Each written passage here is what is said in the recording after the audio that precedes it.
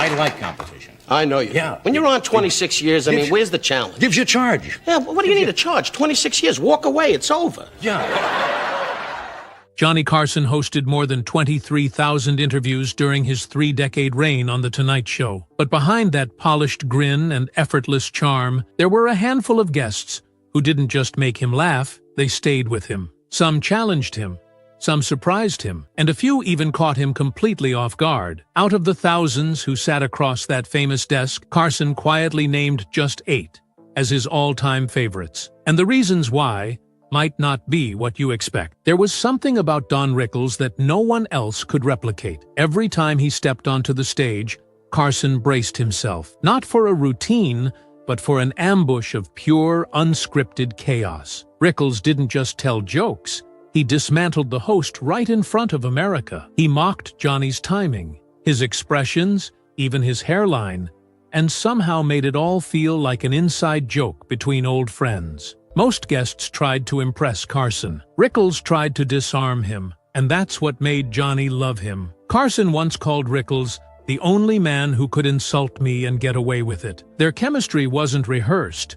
It was dangerous in the best way possible. During one memorable night, when Rickles accidentally broke Carson's prized cigarette box on air, Johnny waited until the next evening, stormed onto Rickles' own set mid-show, and interrupted filming just to confront him. The audience lost it. The moment became legendary, not because it was planned, but because it revealed how real their friendship was. Behind the scenes, crew members said Johnny would light up whenever Rickles was booked. He knew the interview could go completely off the rails, and that was the thrill. Rickles represented everything late-night television used to be: spontaneous, fearless, and alive. Off camera, their banter continued just the same, full of quick jabs and laughter that never felt forced. Carson admired how Rickles could make insult comedy feel like affection, a rare balance that only true entertainers understood. Even when the jokes hit hard, there was always warmth underneath. When Carson later named his favorite guests, he didn't hesitate. Don Rickles was always near the top of that list because no one else could make the king of late-night crack first, and no one ever made him laugh quite as hard when the cameras stopped rolling. But even that kind of chaos had a softer side, and the next guest proved that sometimes Johnny's laughter came from admiration rather than mayhem. When Steve Martin first walked onto Johnny Carson's stage, he didn't just tell jokes. He redefined what comedy could look like. His humor wasn't built on punchlines or setup. It was a performance of absurdity, a calculated kind of madness that Carson instantly recognized as genius. While most guests hoped to make Johnny laugh, Steve's goal seemed to be making him think, and Carson, a magician and a sharp intellect himself, couldn't get enough of it. Martin had a way of turning the ordinary into the bizarre. A banjo in his hand, an arrow through his head, or an entire routine about nothing that somehow felt like everything. Carson loved it because it broke every rule. He once said off camera that Steve's mind worked like jazz, unpredictable, but perfectly in rhythm. Their exchanges became legendary, not just for the jokes, but for the strange, knowing smiles between them. Two masters recognizing each other's craft. Behind the desk, Johnny didn't just laugh at Steve Martin, he studied him. It was rare for Carson to let a guest completely take over the room, but Martin's offbeat timing had a gravitational pull. Every time he appeared, the studio air shifted, quieter, sharper, as if everyone was waiting to see what reality he'd twist next. Even the crew would lean in during rehearsals, knowing they might witness something that had never been done before. Steve was chaos disguised as control, and Johnny appreciated every note of it. If Don Rickles brought out Johnny's wild side, Steve Martin revealed his curiosity, the part of Carson that admired intellect disguised as insanity. He saw in Steve a reflection of his own comedic mind, methodical, playful, and never satisfied with easy laughter. But as much as Johnny loved wit, his next favorite guest didn't rely on cleverness at all. He came armed with pure energy and a lifetime of feeling like the world finally noticed him. Few guests made Johnny Carson lose control the way Rodney Dangerfield did. The moment Rodney walked onto that stage, sweating, nervous, and already talking before he even reached the chair, the audience knew what was coming. A storm of one-liners that barely gave anyone a second to breathe. "I get no respect," he'd start. And Carson would already be wiping tears from his eyes. It wasn't just the jokes.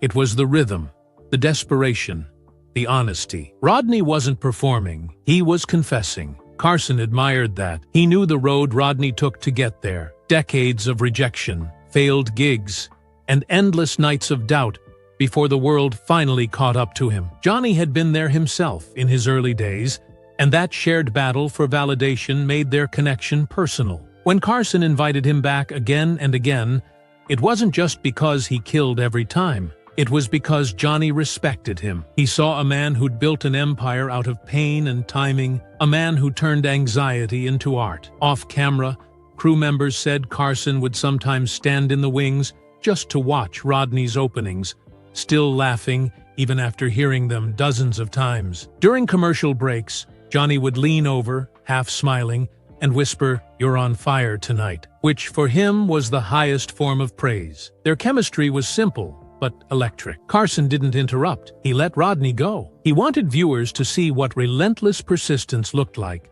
when it finally found a spotlight. And every time Rodney hit a punchline that sent the audience roaring, Johnny's grin said everything. This guy earned it. If Rickles was the chaos and Martin the intellect, then Dangerfield was the soul, the raw, imperfect truth behind every comedian who ever bombed before they broke through. But Carson's admiration didn't stop at the punchline. His next favorite guest wasn't even a comedian. She brought animals, unpredictability, and a kind of joy that melted Johnny's famously calm exterior. Joan Embry had a way of making even Johnny Carson lose his legendary composure. He was a master of control, smooth, composed, and always one step ahead. But the moment Joan walked out carrying a creature that looked like it belonged on another planet, that control vanished. She wasn't a comedian or a movie star. She was an animal handler from the San Diego Zoo, yet somehow she became one of Carson's most beloved guests. Each appearance felt like a ticking time bomb. 1 minute, she'd be calmly explaining the habits of a baby chimpanzee. The next, Johnny would be flinching as a snake wrapped itself around his neck, or a bird decided to relieve itself on his suit. The audience lived for it. The sight of the unshakable Carson breaking character, laughing uncontrollably or squirming in mock terror. And Joan, always poised and patient, just kept smiling through it all, unfazed by the chaos she'd unleashed. What made her special wasn't just the animals, it was the chemistry. Carson adored how naturally she could make chaos feel wholesome. There was no script, no ego, no fame chase, just genuine wonder and unfiltered moments that reminded millions why they tuned in every night. For Johnny, who spent years surrounded by actors and polished personas, Joan was refreshingly real. Even when an armadillo ran loose on stage or a monkey clung to his hair, he couldn't help but laugh like a kid again. Behind the scenes, Johnny reportedly requested her more often than almost any other recurring guest. He'd tell the producers, "Let's bring Joan back. She keeps me honest." She brought out a version of him the audience rarely saw, the curious kid behind the legend. And in a way, she reminded him, and everyone watching, that unpredictability was still the heart of good television. But laughter and warmth were only one side of Johnny's favorites. His next pick brought elegance, heartbreak, and one of the most emotional farewells in television history. For more than 30 years, Johnny Carson rarely let his emotions show. He was the calm center of late-night television, smooth, controlled, untouchable. But when Bette Midler took the stage for his final week on The Tonight Show, something shifted. The moment she began to sing "One for My Baby" and "One More for the Road," the audience could see what words never captured: the end of an era and the breaking of a man who almost never broke. Bette wasn't just a performer. She was an energy. Every appearance she made felt like a celebration wrapped in unpredictability. She joked, she flirted, she sang, and she always found a way to make Johnny blush. Carson admired her fearlessness, that bold mix of humor and heart that few guests could balance. She didn't just entertain. She filled the room in a way that pulled Johnny out from behind his armor. But it was their last moment together that sealed her place as one of his all-time favorites. When she finished singing, Carson's eyes welled up. The studio fell silent, And for a brief moment, the king of late night looked vulnerable. Even the band seemed to hold their breath. It wasn't rehearsed or polished. It was human. That's what made the moment legendary. Bette Midler didn't just say goodbye to Johnny Carson. She said goodbye to an era of television built on sincerity and timing, not algorithms or viral clips. In that instant, the laughter, the applause, and the decades of showbiz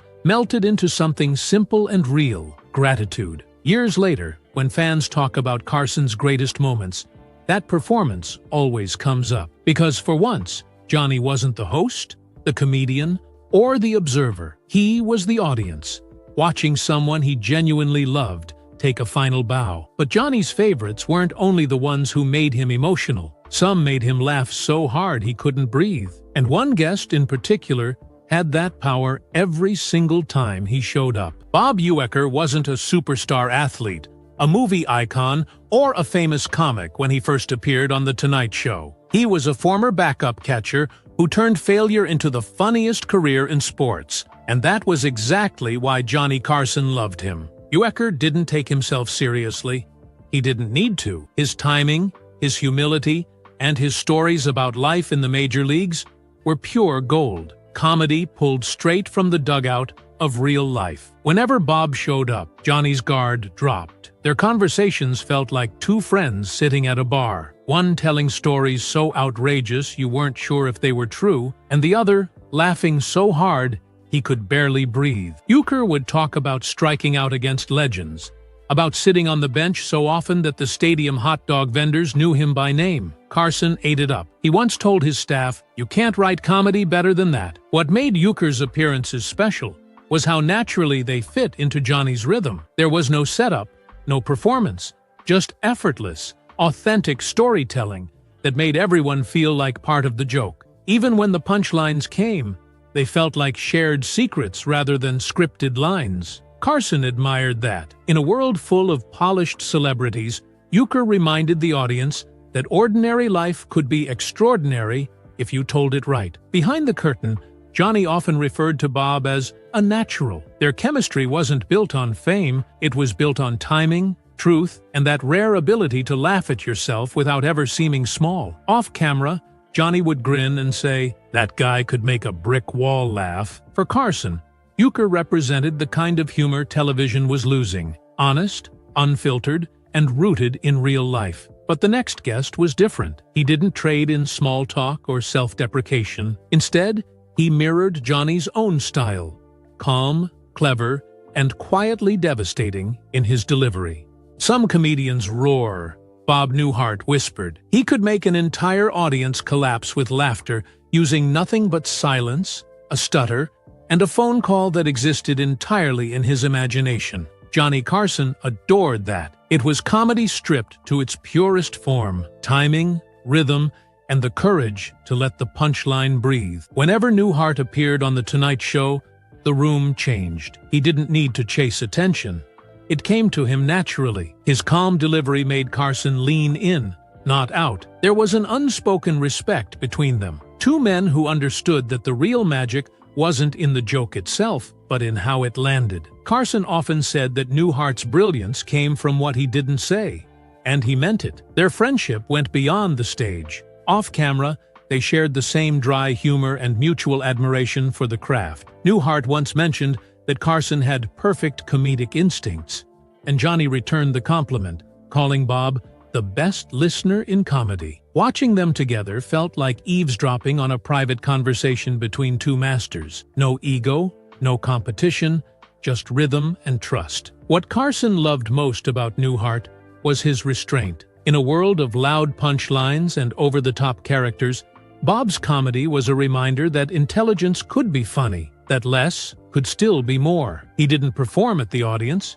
He invited them in. And while Carson thrived on unpredictability, he always knew what he'd get from Newhart: consistency, class, and an understated kind of genius. But the last name on Johnny's list was different. He wasn't a polished showman or a calculated craftsman. He was pure instinct, a performer who lived entirely in the moment. David Brenner wasn't the loudest or flashiest guest Johnny Carson ever invited, but he might have been the most relatable. He came from the streets of Philadelphia, built his act from scratch, and turned his sharp, observational humor into something that felt universal. When he first appeared on The Tonight Show, Carson instantly saw what others missed: a storyteller who could make everyday life sound like a confession, and a comedy act all at once. Brenner ended up becoming one of the show's most frequent guests, appearing more than 70 times, and even guest hosting the program. But his connection with Johnny went deeper than just airtime. Carson saw himself in Brenner, a man who studied his craft,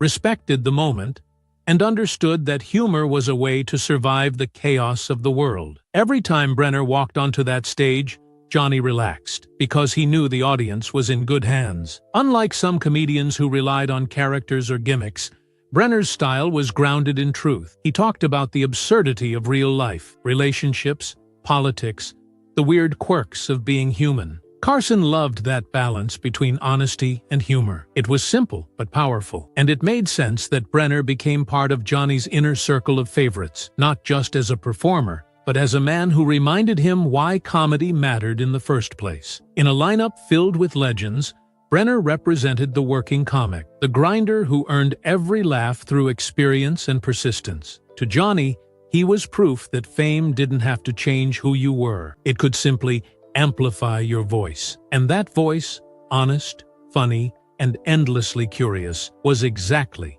what Johnny Carson built his entire career celebrating. Because in the end, Carson's favorite guests weren't just entertainers. They were reflections of himself, sharp, spontaneous, flawed, and deeply human. When you look back at Johnny Carson's 8 favorite guests, you see more than just late-night television. You see the blueprint for entertainment itself. Don Rickles brought chaos. Steve Martin brought intellect. Rodney Dangerfield brought raw honesty. Joan Embry brought wonder. Bette Midler brought emotion. Bob Uecker brought real-life humor. Bob Newhart brought quiet genius. And David Brenner brought heart. Each one pulled a different version of Johnny out from behind the host's mask. The prankster, the thinker, the dreamer, the friend. Together, they revealed the man behind the legend, someone who didn't just crave laughter, but connection. That's what made Carson timeless. Even decades later, these moments still feel alive. Proof that great television doesn't come from the perfect script, but from real chemistry, surprise, and a little bit of risk. And if you've ever found yourself missing that kind of magic, the kind that could only happen once, in front of a live audience, you're not alone. If you enjoyed this dive into Johnny Carson's world, make sure to like this video, subscribe for more stories from the golden age of entertainment, and drop a comment below telling us which Carson guest was your favorite. You might be surprised how many people remember the same moments you do, because for millions of viewers, those late-night laughs weren't just television, they were memories.